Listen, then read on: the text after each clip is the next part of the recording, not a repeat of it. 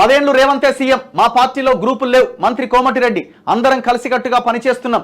BJP BRS లీడర్లు ఇష్టం వచ్చినట్టుగా మాట్లాడితే సహించేది లేదు. రిక్వెస్ట్ అనుకుంటారో వార్నింగ్ అనుకుంటారో మీ ఇష్టం. ఏక్నాథ్ షిండేలను సృష్టించిందే బీజేపీ అని ఫైర్.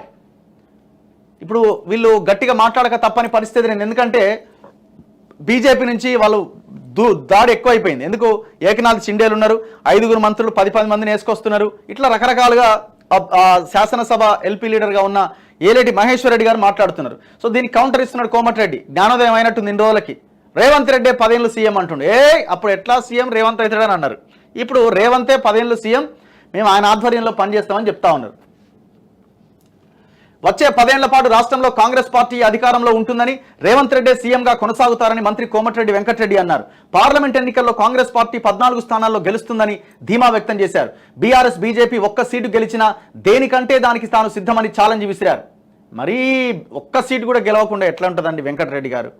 మళ్ళీ సవాల్ చేశారు పొరపాటున. పార్టీ సీనియర్ నేత జానారెడ్డి ఎంపీ అభ్యర్థి రఘువీరెడ్డితో కలిసి మంత్రి కోమటిరెడ్డి గురువారం నల్గొండలో నిర్వహించిన రంజాన్ వేడుకల్లో పాల్గొన్నారు.